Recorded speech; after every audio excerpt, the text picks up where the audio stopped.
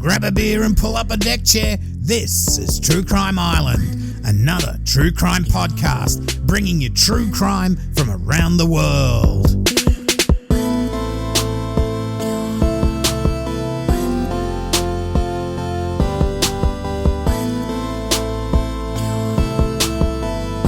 Hi, I'm your host Cambo. Grab a beer and pull up a deck chair. This is True Crime Island, another true crime podcast.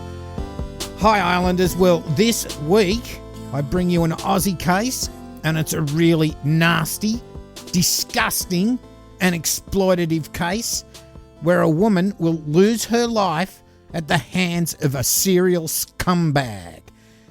So tonight I will reference abc.net.au, the University of Sydney, news.com.au, the Daily Mail, court and coroner's records, and I will read directly from these at times, and as usual, like I say, I just change them around just for the flow so it makes a bit more sense. Okay, before we get started, I'm giving away a t-shirt on my YouTube channel to celebrate the 1,000th subscriber. Check out the video to enter, sub, and leave a comment to get there to enter it. I can hear the cat. I don't know if you did. I'll draw it a week or so after the 1,000 subs are reached, which will be very soon. Also, the hot pink logo promo t-shirts have shipped, and thanks to everyone that brought one. Okay, so tonight we go to, I guess you could say, outback Deniliquin, New South Wales, locally known as Denny. It's a town in the Riverina region of New South Wales, close to the border with Victoria. It's about 700 odd kilometres southwest from Sydney, or about a 7.5 hour drive depending how fast you go. Back in the day, it was real bush ranger territory with the likes of the Kelly gang doing business, so to speak, around the area. Now, I'd just like to say that there will be some derogatory terms mentioned tonight, so that's just a little warning, but I am just reading those out of court records. Deniliquin will be where the initial part of the case will be centred around, and it's here that on August the 2nd, 1955, that Janet Ann Neander would be born at the Deniliquin Hospital. She was the second of 7 children to Len and Val Neander. Janet met Frank Fisicaro, on a local potato and sheep farmer, and a Vietnam vet in 1979, becoming engaged to him on Christmas Day in 1980. They were married on the 13th of May 1982 when she was aged 26 years. At the time of her marriage, she moved from the Neander family home to their property known as Hillview. Now that's about a 10-minute drive from the Deniliquin township. Frank and Janet had their one and only son, Stephen. He was born in July 1983. Now, Frank died suddenly from a heart attack on the family property on the 30th of October 1997. After Frank's death, Janet moved back into town and stayed with family members. The property known as Hillview was placed on the market and sold, and Janet purchased a house at 101 Macaulay Street, Deniliquin. Now, Janet led a very full life. She had a love of visiting family and friends. She enjoyed her work and enjoyed socialising at the local RSL club, that's the Returned Servicemen's League club, with friends and family members. She came from a very close-knit family, whose members appear to have been affectionate towards each other. They kept each other informed about events going on in their lives, and they offered each other support, guidance and advice in times of need. Now, Janet was employed at the Deniliquin Hospital as well as the Community Health Centre as a domestic in the catering and housekeeping department. Now, this next bit isn't nasty, but it's important to understand the whole story of what is going to go on. Okay, now, Janet was described by some as simple and of being of below average intelligence, a little bit slow, so to speak. Now, she didn't play sport, participate in any exercise activities, or like camping. She had a fear of heights and she hated the dark. Now, When Frank died, he left a gross estate at that time, including the property known as Hillview, with an estimated value of $664,352.15, together with further interest in a jointly owned property known as Sand Hills and a bank account with the St. George Bank Limited, with Janet being the other joint owner of those assets. Now, Sand Hills, by the way, was the original name of Deniliquin. There you go. Those further assets, they were worth around $87,800. And other than a lump sum of $10,000 left to Frank's sister, Camilla, Janet became the sole beneficiary on the 15th of January 1998 to those assets. Now, in country towns, well, anywhere I suppose, gossip gets around. People know each other's business, and Janet was known as a very wealthy widow. Now, this is where we meet, and Janet would also meet Desmond, or Des Campbell. He was born on the 21st of November 1957. He enlisted in the Australian Army on the 12th of March 1980 and was discharged, having resigned, on the 29th of January 1985. Now, we have to go a bit through this in relation to this Des Campbell guy, and most of it's not good, and I'll be reading a lot directly from the coroner's transcript, again changed and edited for flow. In the Army, he achieved the rank of second lieutenant. During the course of his training with the Army, he undertook a basic parachute course. He reckoned that he was the commander of a platoon of 33 paratroopers and a member of that paratrooper team whilst doing service with the Army. On the 19th of August 1985, Campbell was sworn in as a police officer with the Victorian Police Force. He was promoted to the rank of senior constable on the 20th of December 1990 and resigned from the Victorian Police Force on the 17th of November 1994. By that date, Campbell had been married twice, with his second marriage being to Gwendolyn Collin. She was a fellow police officer, and there was one child from his marriage. Now, Campbell had been suspended without pay on the 16th of November 1994, so he resigned the day after. Now, according to police records, Campbell had travelled overseas extensively during 1989 through to 1992. Countries and cities visited included Hong Kong and England, Manila and Los Angeles. Whilst a member of the Victorian Police Force, a number of disciplinary allegations were made against Des Campbell. After leaving the Victorian Police Force, Campbell gave interviews to a journalist associated with the Herald Sun. Now, Campbell described how racism, corruption, bashing victims, fabricating charges, planting drugs on suspects, and other corrupt activity was allegedly a common practice in the Victorian Drug Squad. In a second publication dated the 18th of June 2000, Campbell told how violence and the fabrication of evidence were everyday events. Now, Campbell then moved to England and was employed by the Surrey Police on the 5th of June 1995, notwithstanding the fact that there had been disciplinary charges which had been laid against him by the Victorian Police. And he then resigned from the Surrey Police on the 1st of July 1998, prior to a disciplinary hearing against him commencing at the behest of the Surrey Police. Now, we're getting a bit of a theme here. While he was a member of the British Police Service, he again became a subject of disciplinary proceedings as a result of, amongst other things, an allegation of indecent assault being made against him by the victim, who was then a young woman who met the police constable Campbell when he attended a domestic incident that the female was involved in. This meeting resulted in the victim and police constable Campbell meeting a few days later. Now, during the course of that meeting, the victim alleges that she was the subject of sexual assault perpetrated upon her by Campbell. Now, as a result of that incident, Campbell was suspended from work. He was arrested and interviewed about the allegation. The case was submitted to the Crown Prosecution Service, who decided that there was insufficient evidence to proceed as there was no corroborative evidence. The victim, it seems, refused to allow her parents to be interviewed, making it impossible for the authorities to obtain any evidence of an early complaint. However, during the course of that investigation, other matters emerged. There was evidence to suggest that he had committed a number of disciplinary offences, and he was served with notices in relation to 15 breaches of police disciplinary regulations. Now, one instance included that of contacting a prosecution witness.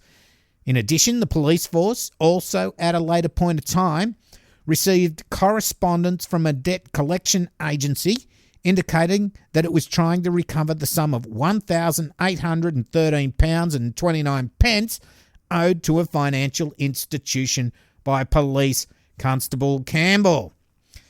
Chief Superintendent Kevin Denise of the Surrey Police was interviewed by investigating police.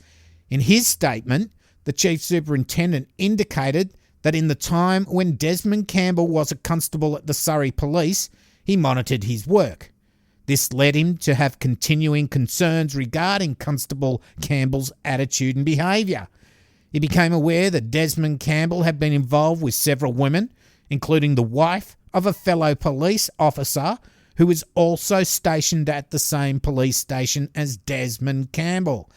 This led to a situation between the two officers deteriorating to such an extent that the Chief Superintendent was forced to change the duties of the police officers to avoid any trouble within the police station. Also, during the process of checking Campbell's work, it became apparent to the Chief Superintendent that Campbell was targeting females. In addition to his concerns that Campbell was targeting lone and vulnerable females, several other constables came to the Chief Superintendent with their concerns regarding his attitude and professionalism. This led to the Chief Superintendent deciding to conduct an informal investigation into Campbell in order to confirm or refute this then serious concerns. It was within days of having made such a decision that the information was received by the Chief Superintendent relating to the female member of the public who wanted to make the serious complaint against Police Constable Campbell. It was this complaint which related to the indecent assault which she alleged was perpetrated upon her by Campbell, which led to his later arrest. Now, throughout this period of time, as a police constable, Campbell's superior, Chief Superintendent Denise, found him to be an officer with very few friends and not respected by his colleagues, who made it clear that they did not wish to work with him. His attitude upset members of the public, and often his attitude was a catalyst which sparked minor breaches of the public order law. On that basis, the Chief Superintendent determined to take steps to have Campbell removed from the Surrey Police Service. But before he could sack him, Campbell resigned. Funny that. He did that to Victorian coppers. Anyway, Campbell ended up back in Australia, and he got a job with the AMBOs, the ambulance service.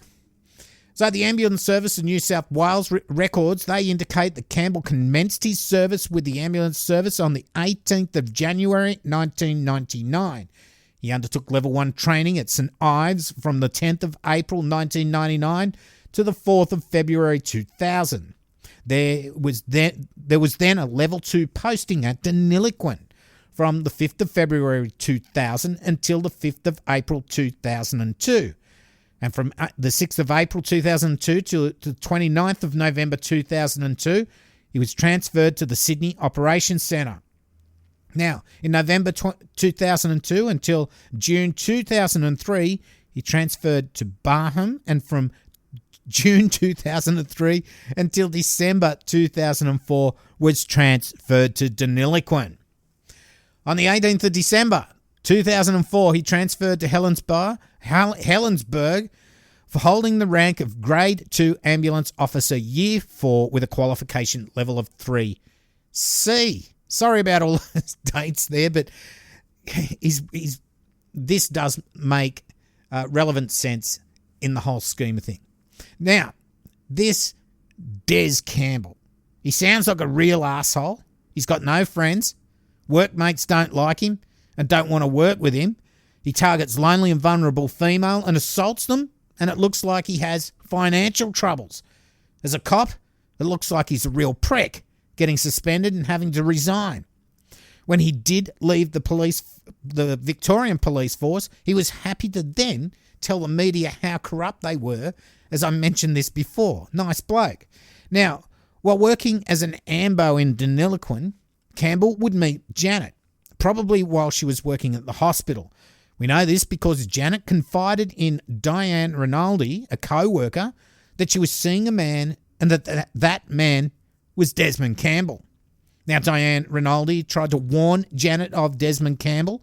Others who found out about her relationship also tried to warn her. So it looks like Campbell's reputation had got around. Now, Janet kept this relationship on the quiet, not letting her family members and even Stephen, her son, know about it. Now, I suspect this was because Campbell wanted it kept secretive rather than Janet, and that's for a variety of reasons. First, Campbell would be seeing other women. Secondly, he was trying to get money out of Janet. And third, he didn't find Janet particularly attractive. Now, before we get into some of the women that Campbell was seeing while in this relationship with Janet, we need to go over a few of the things that went on between them. Now, first, there are some nasty bits here. This first bit pertains to when his boss found out about his engagement to Janet. Now, Campbell said that she was a fat, ugly slut, that she was chasing him, texting him, phoning him, and that he was sick of it. He was going to, if she kept it up, take out an AVO against her, kick her up the ass, and tell her to fuck off. Now, this wasn't the only person he would tell that he wasn't involved with Janet or spoke about her in derogatory terms. But this wasn't true at all because they were married in Echuca, Victoria on the 17th of September 2004. No guests were present at the wedding, and at Campbell's request, the celebrant arranged 2 witnesses to attend the ceremony. Janet didn't even tell her family about the wedding. Things are getting really weird here. Now, Janet has her property in Deniliquin, and she would put it up for sale to buy a place that Campbell wanted at 49 Station Street, Otford. The Deniliquin place would sell in November 2004 for $269,000. The Otford property was purchased for $660,000. Janet paid a holding deposit of $1,660. The balance of the deposit, $64,350. That was on the 8th of November. And also the stamp duty, $25,194. Then later in February 2005, $50,000 to reduce what was owing on the mortgage over the Otford residence. So Campbell wasn't putting any of his money into this, not that he had any, and he did try to get Janet to put it in his name, the property in his name, telling her that he could claim relocation money from the ambulance service for a majority of that stamp duty paid. Apparently, he wasn't actually entitled to it because he hadn't met certain criteria, but he appealed the decision of his application, and he was given $19,333.20 out of that stamp duty amount of $25,194. So he was given most of that back. Now, he should have paid that money back to Janet, but he kept it to pay off some of his own debts. In fact, while we're here, let's go through some of the weird financial transactions between Janet and Campbell. On the 1st of April 2004, Janet withdrew $2,500 from her account and deposited it into Campbell's account. On the 7th of June 2004, Janet withdrew $23,000 from an investment account and deposited it into Campbell's account. Now, she told her financial advisor that the money was to repay a loan on a property at Castlemaine where Campbell's parents lived. She said the property was in Campbell's name. Now, there was no such property and there was no such loan. Campbell's parents didn't receive any money, and those funds were used to reduce credit card debts owed by Campbell. Upon the sale of Janet's house in Deniliquin, the proceeds of that went directly into Campbell's account. He used approximately $25,000 more to pay off more of his debts. On the 22nd of October 2004, Janet and Campbell signed a National Bank loan application. Now, Campbell listed his assets as $2,100 and a car. And Janet's assets were listed as a home valued at $280,000, a $250,000 investment account, and a car. The ambulance service, remember, they reimbursed $19,000 for the stamp duty, which I mentioned before. On the 4th of January 2005, Campbell purchased a motorbike and transferred $3,500 from his account by way of internet transfer. On the same day, there was another internet transfer of $5,000. This, of course, is money from Janet's house sale that's sitting in his account. Throughout April and May 2005, Campbell withdrew an amount totaling $70,000 from the joint mortgage account held by him and Janet, and placed part of the money in his own bank account and used it to pay off his credit cards. Now, this $70,000, this is after Janet's death. Campbell received by way of benefit from his relationship with Janet, both before and after her death. Well, we haven't even got up to her death yet, but the way I've got to tell this, it's a bit out of order, but the amount of benefit he got with being with Janet, the monetary amount totaled $325,202. Now, this didn't include the benefit he would obtain from the sale of the Otford residence and under Janet's will. It was estimated that if these amounts were included, the monetary benefit would total $467,736. But say he had divorced Janet in March of 2005, Campbell would be expected to receive, through a negotiated settlement or court order, between 0 and 5% of their total assets. So that's maybe $20,000. So at the point we get to March, I know we haven't got there yet, but at the point of March where Janet dies, if he divorces her, he gets maybe $20,000. If something else happens, he gets virtually $500,000. So there you go. There's a bit of a motivation factor there. And like I said, we're sidetracked there a bit. Now let's get back to some of the women Campbell was involved with. The first one was before he met Janet, but she's very relevant. And then the other ones were while he was in a relationship with Janet. Now, it is a long case, this one tonight, but without this detail, you don't get to find what an absolute scumbag this guy is. So, the first one is Miss Ingham. Now, Campbell met Miss Ingham while in England, being a crooked cop, a bad cop, in 1997. She would visit him twice in Australia in 1999 and in 2000. Then in 2001, Miss Ingham was speaking to Campbell about a property settlement from her previous marriage. That went ding, ding, ding for old Campbell. Campbell had been telling her that he wanted to marry her for the last few months. And you can imagine what he thought when she told him about the property settlement. Anyway, Miss Ingham made plans to go back to Australia to see Campbell for a third time. On the 4th of April 2001, Miss Ingham was picked up by Campbell from Melbourne Airport. She thought she was going to spend the rest of her life with this guy. And later that night, Campbell became very angry when Miss Ingham told him how much money she had actually received from the property settlement. Now, the amount she got was only £28,000. Now, Campbell said it wasn't as much as she was supposed to get. He called her a fucking liar and a slag, and Campbell didn't speak to her for the rest of the evening. This is someone who's just come out from England to stay with him, live with him forever. He's thinking, oh yeah, it's probably £100,000 or whatever. By the time I split it with my old husband and we paid off the bank, and that's only £28,000, he didn't like it. Fucking liar.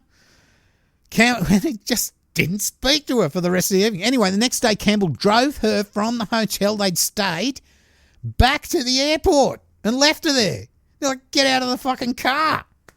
Now, Miss Ingham went to a hotel, and later that night, Campbell called and apologised to Miss Ingham. He said he would return the next day to Melbourne by bus. Campbell also started talking about how he wanted a sports car. So, she's only got 28 grand. What can I get for 28 grand? Hey, how about a sports car? Anyway, he gets one. Campbell came back to Melbourne the next day. He and Miss Ingham went to one car dealership, which Campbell had found, and decided to buy a Lotus Esprit. Esprit. A Lotus, you know the little Lotus cars. Miss Ingham paid for the sports car using money from her property settlement. Now, this car cost $63,000. Campbell contributed $5,700 by way of credit card to help her pay for the car. Now, get this. Miss Ingham then told Campbell, oh, look, I'll pay you back for that $7,500 you've had to put on your credit card for your car. And on the 4th of May 2001, she did. She paid him back. And also, she gave him an extra $1,100. What the fuck? Anyway, a month later, he sells the car for 60 grand. He tells her he got 50,000 for it and sticks the money in his bank. He tells her they should buy a house together with the money from the car, and it should be in his name, this house, as she wasn't a resident. Now, Miss Ingham found a house which she agreed to buy in June 2001 for $148,500. Now, Campbell used some of the money from the car as a deposit, and also he got what the government gives people their first home owner's bonus. Now, this was from the government for $7,000. On the 27th of December 2001, Miss Ingham, she travelled to England to say goodbye to her family and pack up and send all her stuff over to Australia. Now, when in England, Miss Ingham packed all her belongings up. She shipped them to Australia. And she said whilst in England, her telephone calls with Campbell got shorter and shorter, and then he started not to call her back.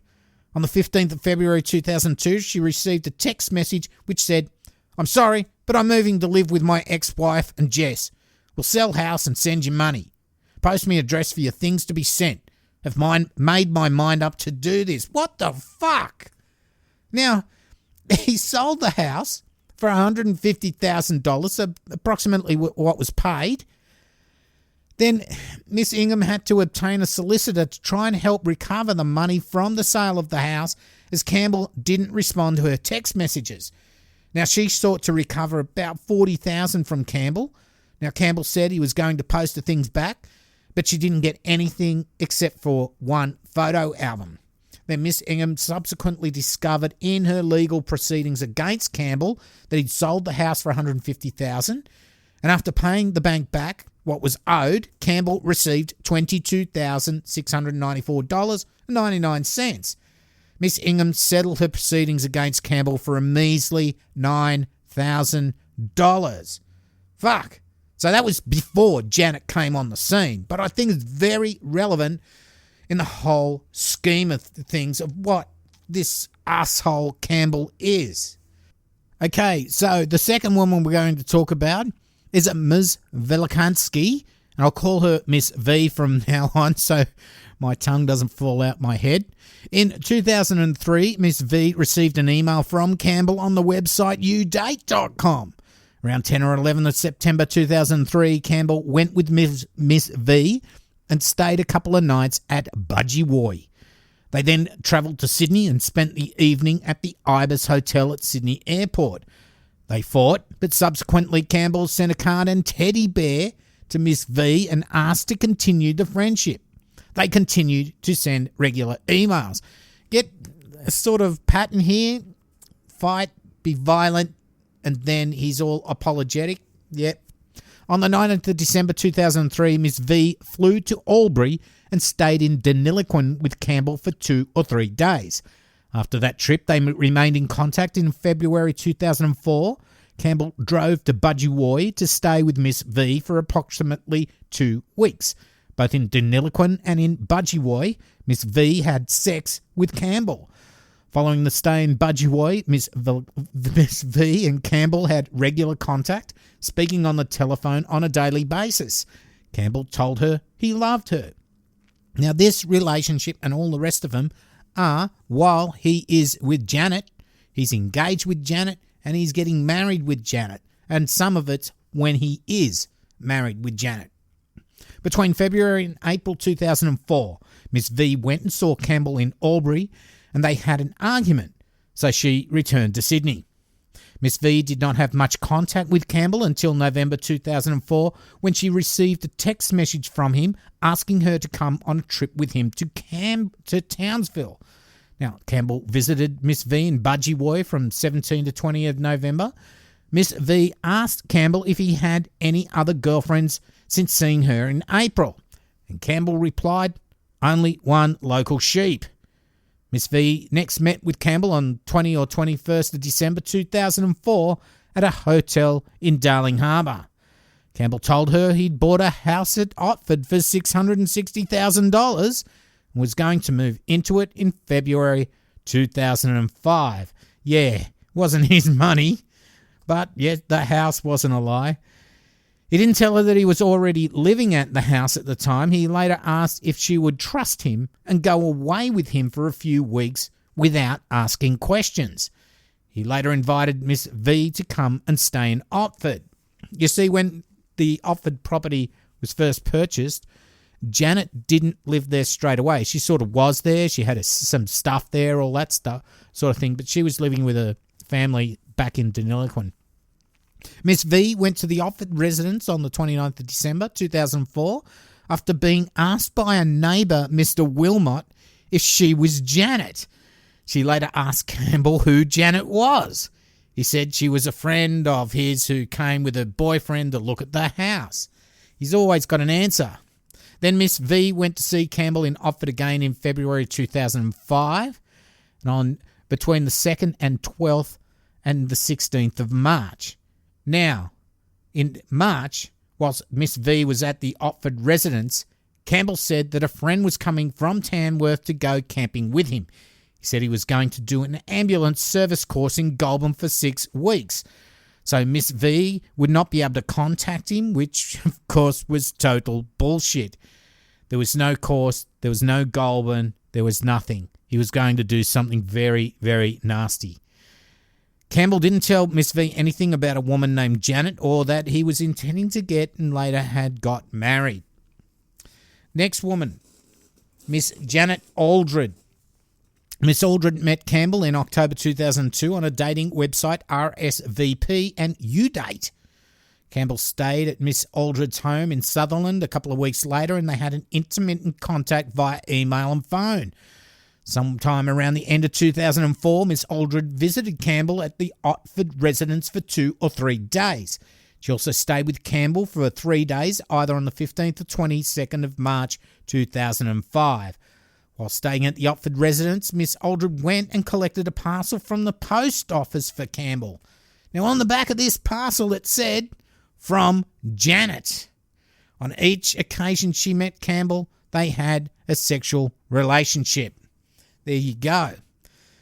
Now, I think this is the last woman we're going to talk about. Miss Linda Rogers. In May 2004, Miss Rogers re-established contact with Campbell, a former boyfriend. Miss Rogers visited Campbell in Berrigan a few weeks after making first contact. She stayed the weekend with Campbell and had sexual relationship with him. Campbell asked her to stay with him and leave her husband. Jesus Christ. In the June school holidays of 2004, Miss Rogers visited Campbell at Deniliquin and stayed for 4 nights. They also met up in Melbourne. On that occasion, Campbell spent more than $1,000 on dinner and drinks. Hey, look, I'll take the tab, but it wasn't his money. It's never his money. In October, they ceased to have contact as Campbell told Miss Rogers that she asked too many questions. They had been emailing and telephoning frequently from May to October. Now, this May to October, this is where he's planning his marriage and being married to Janet. And he's sick of Miss Rogers. You're asking too many questions. You're going to have to go. Okay, so you can see from these times and dates that Campbell is not committed to being in a monogamous relationship with Janet. The women he was with, he was only interested in what they could do for him, financially or sexually. And if he didn't get his own way, he became abusive. Now, Campbell would be described by Janet's family as a gold digger and a rogue. That's putting it fucking nicely. Okay, so now we've got the background to all this story. The women, what he does when he gets a job, the whole deal. Let's get into what this case is all about. On the 28th of January 2005, Campbell purchased a 2-person dome tent and an Alpine camper sleeping bag from a Kmart store in Fig Tree. I reckon that sleeping bag would have been a beauty from Kmart. On the morning of the 24th of March 2005, Janet spoke to her mother on the telephone and told her that she and Campbell were going camping about 5 kilometres from their home. Now, this would be the last time they would ever speak. Campbell didn't take his mobile phone because he reckoned he couldn't get service at the campground, although it would be found that plenty of other people could. Instead, he'd purchased an EPIRB emergency beacon on the 23rd of February 2005 from Dick Smith, Moore Park.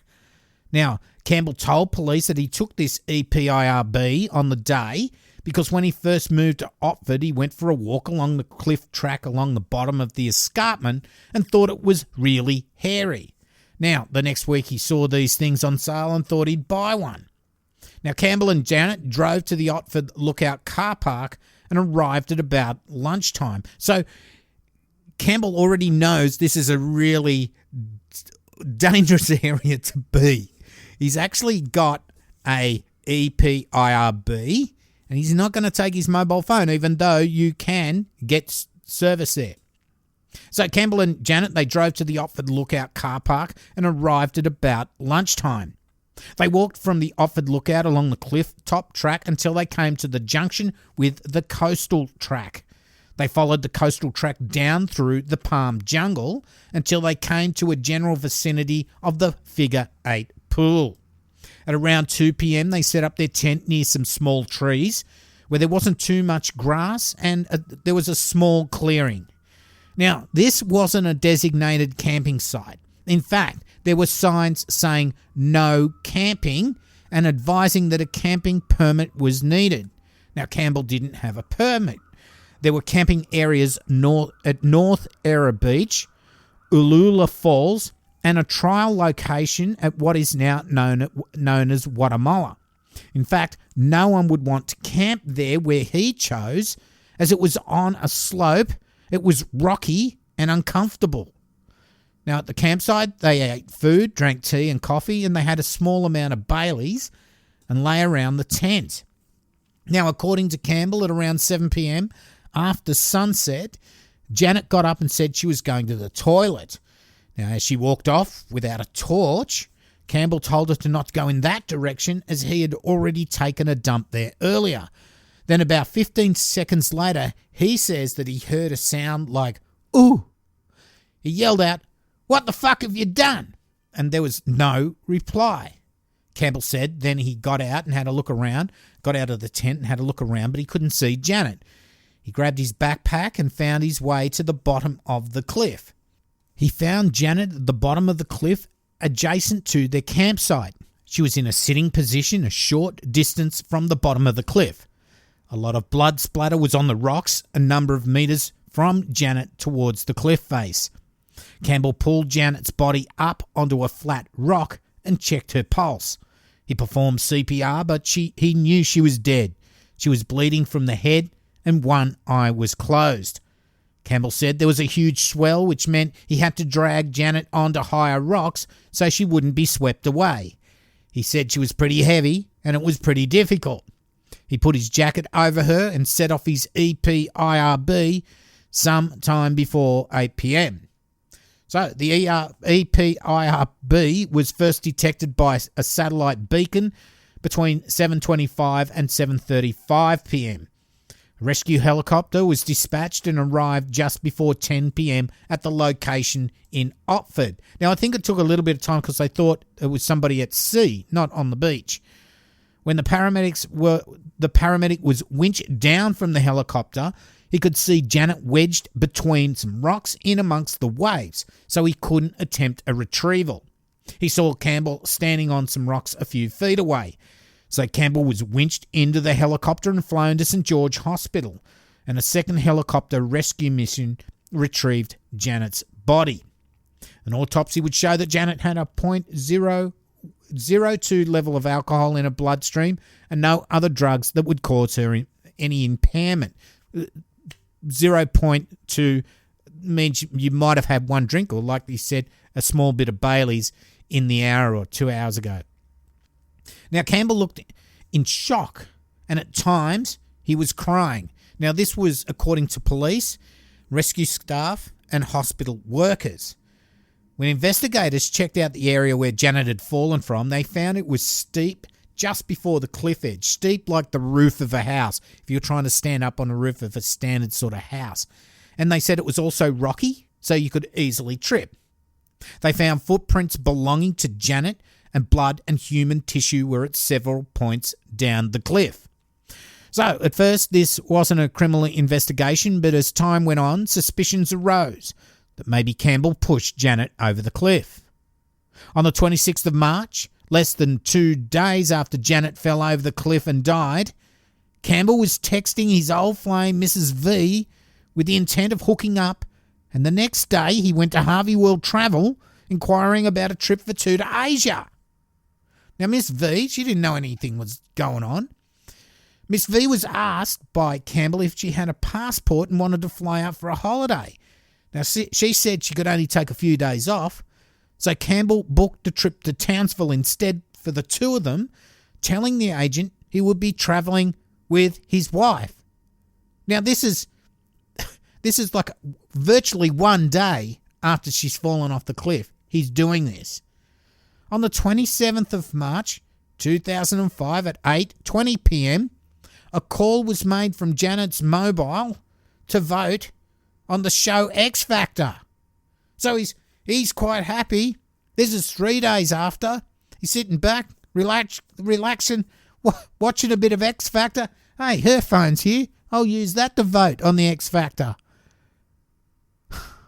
That's not all. We keep going. On the 31st of March, Neil, this is Campbell's brother, he'd found out about Janet's death when he received messages of condolence on his phone, which used to belong to Campbell. After reading these messages, he went on the internet and found out about her death. So he hasn't even told his brother about his wife's death.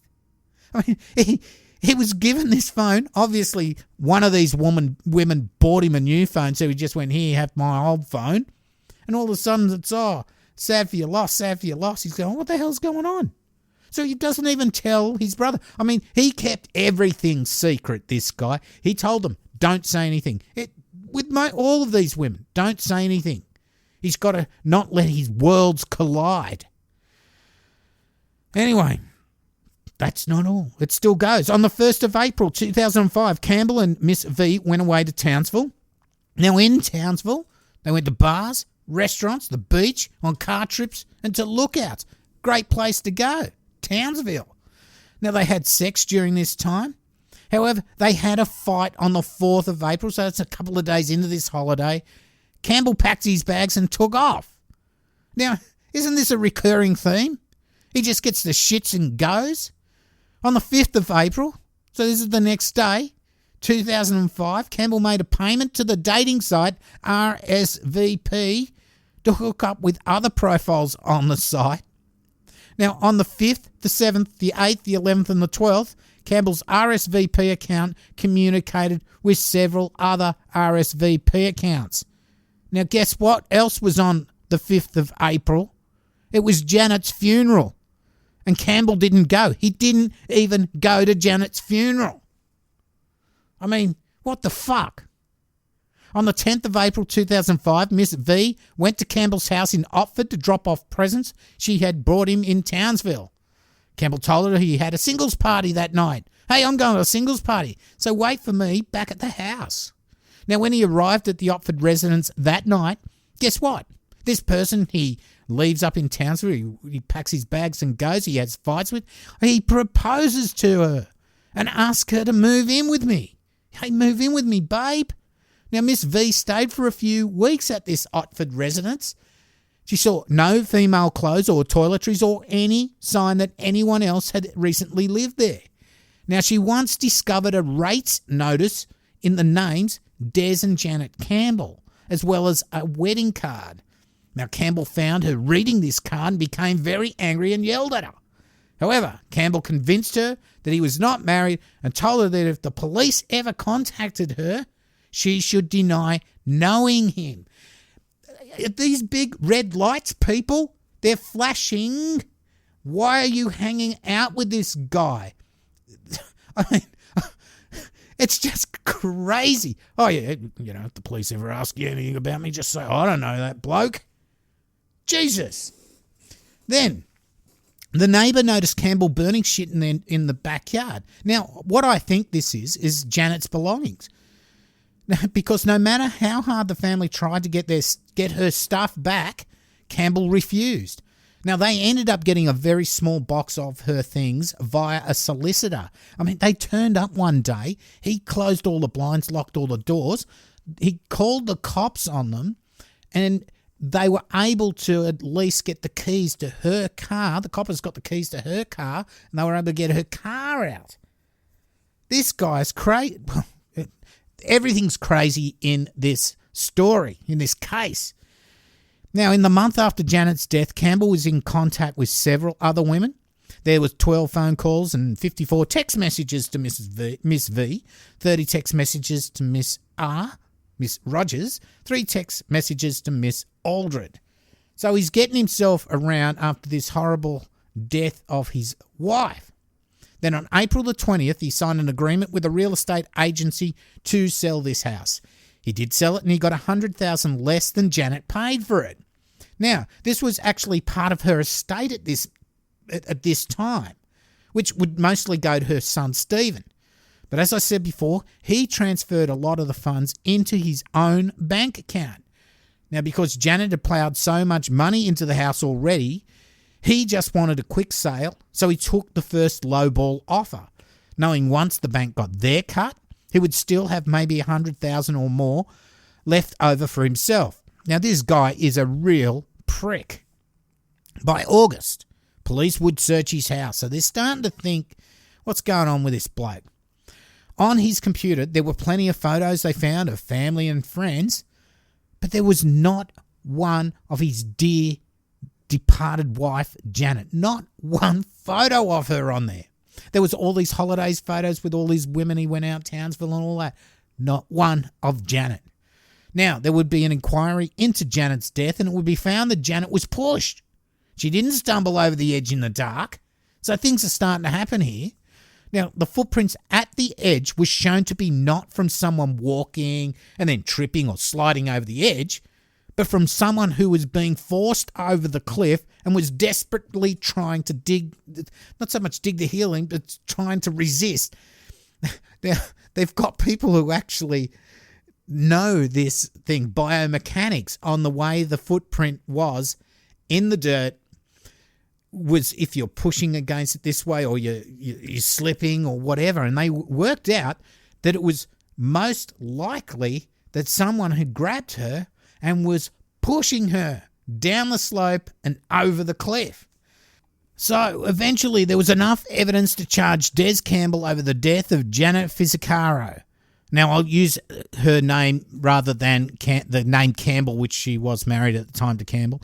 In May 2010, Des Campbell would be found guilty of murdering Janet. He was sentenced to 33 years behind bars with a non-parole period of 24 years. Justice Megan Latham said Campbell's wife of 6 months, Janet, had died in a strange place far from her family, her friends, and her community. He'd shown no remorse or contrition that could have counted in his favour in consideration of the length of sentence, and that he took the life of a naive, middle-aged countrywoman whom he manipulated and deceived. So there you go, Islanders. What a fucking piece of shit. Couldn't afford the life he wanted by earning it himself. He just used vulnerable women to either be the bankroll for his lifestyle or be part of his bullshit player life. And I could go on and on, even more, but this would end up being a multiple episode of episodes. But I'm sure with the detail I gave, you get the drift on what an asshole this prick is. Parole comes up in 2034, but he's shown absolutely no remorse for what he did, so I hope they never let him out. He still says he didn't do it, so hopefully he's not going to get out. Condolences to Janet's family and friends and to all the women who were touched by him. And there were many, many more than made this episode. And a big shout out to the Islander who let me know about this case. Alright, so that's the end of the show. It was a long one. We're into 50 odd minutes. And like I said, if I'd actually gone into more detail, which I could have, we would have just gone on hours and hours on what a prick this guy was. Anyway, let's get down to Patreon. Thanks to all my past and present and new patrons. Your financial support does make a difference, as True Crime Island is commercial free for all, so no annoying ads for undies or food delivery or shit like that. And all my content is available for everyone, no matter if you can donate or not, especially in these times, these hard times. And thanks this week to Deborah Rouster. Thank you all so much. Like I said, all my patrons, it's very appreciated. If you want to help out the island, you can go to patreon.com/True Crime Island. But if you don't like the monthly thing, you just want to donate me a beer or something like that, PayPal. That link is donate.truecrimeisland.com or paypal.me/True Crime Island. And thanks again to Greg Hatton. Thanks, mate. So, like I said before, support yourself before you support the island. I know times are tough at the moment, but and the island will be here for a while. I have merch also. That's another way to support the island. I've got a Threadless store and a Redbubble now. I've updated my website, so the best way to get there is to get the link on my website, truecrimeisland.com. It's called Contact and Merch Link. And that'll give you links to everything. If you have any problems with any of the merch you ever buy, just let them know, of course, first, but also let me know so I can sort it out. The hot pink logo promo shirts, they should have all shipped. I know some people have got them and they've put their photos up on Instagram and Facebook. They look great. I haven't got mine yet, but mine's shipping from the US, it looks like, so it might take a bit longer. But please look out for them in the mail. And thanks again to all who picked one up. Now, what I was thinking, we maybe need a fan art version of a shirt in the coming months. And I'm also looking at doing new koozies. The koozies went off great. So if you have any ideas, maybe email them through and you'll end up with a free whatever, t-shirt or a koozie. On the website, there's also links to my Facebook and Twitter. You can also support the show by rating and reviewing, also by sharing with your friends and family. That's a great way to support the show, get more people involved. Please feel free to check out my YouTube channel and subscribe. There's a giveaway at 1,000 subs, so a bit more motivation to have a look. And thanks to all those who have subbed. And if you do sub, please watch the videos. That'd be great. Also, there's a special clip there now where you want to enter. You just put a comment in there. What we'll get Kate to pick out one of the names out of that comment section. And in the comment section, leave some comments if you like, what you want to see or what you think. So, please feel free to comment, subscribe, and get notifications. Hit that little bell thing. I've got a link to that also on my website. If you want to contact me directly, the best way, honestly, is cambo@truecrimeisland.com. All the other ways are so difficult for me to go back over and search for what you've told me if required. Okay, tonight, before we go, we do have a promo this week from my mate Eamon down at the Melbourne Marvels podcast. You'll hear it at the end. So have a listen to that before you go. All right. Okay, that's about it. I've been rambling. So it's about time I left. I've been your host, Cambo. You've been listening to True Crime Island. And as I always say, don't forget to delete your browser history. Good night. Boom vakalunga.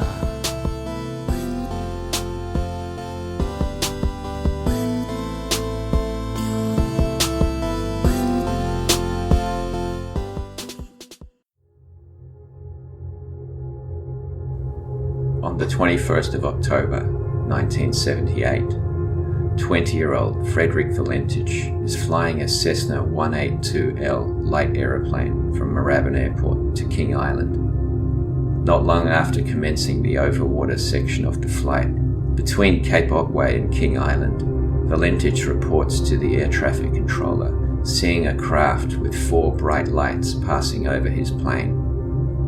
The unusual craft returns, and Valentich reports it behaving strangely by playing some sort of game with him, and travelling at such high speeds he could not identify how fast. Valentich reports that the craft is a long shape and has green lights. The conversation lasts 6 minutes before he declares that the object is not an aircraft. Suddenly, all radio contact with Valentich's aircraft is lost, and he and his Cessna disappear, never to be heard from again. Despite a massive rescue operation, no evidence is found that would suggest what happened to Valentich or his plane. My name is Eamon. Join me at my podcast Melbourne Marvels as I explore the formerly classified government files on the strange disappearance of Frederick Valentich in recognition of the National Missing Persons Week 2020.